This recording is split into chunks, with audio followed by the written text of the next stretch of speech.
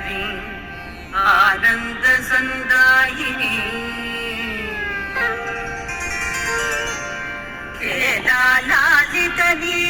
केदालालितनीलकुन्दलधरां नीलोत्तरीयां शुकां कोल्लूरात्रिनिवासिनीं भगवतीं ध्यायामि मूकाम्बिका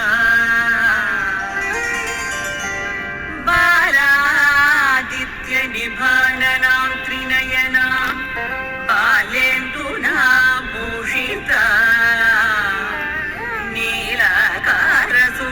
नीलाकारसुकेशिनीं सुललितां नित्यान्नदानप्रदा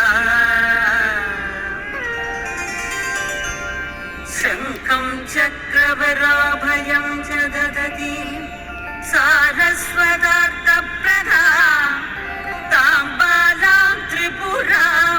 शिवेन सहिता ध्यायामि मूकाम्बिका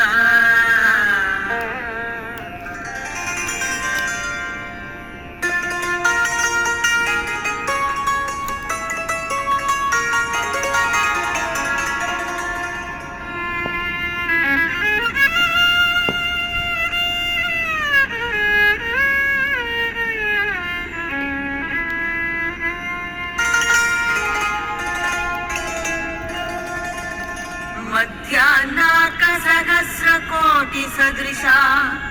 मायान्धकारे स्थितां मायाजालविराजितां मदकरीं मारेण संसेवितां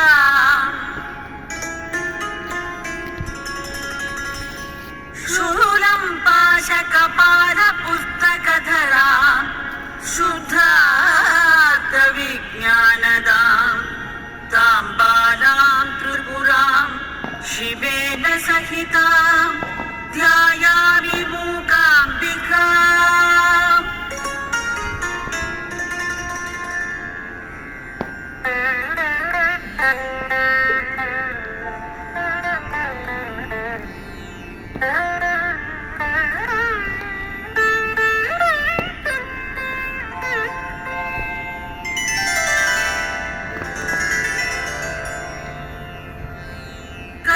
कल्याणीं कमलेक्षणां वरनिधिं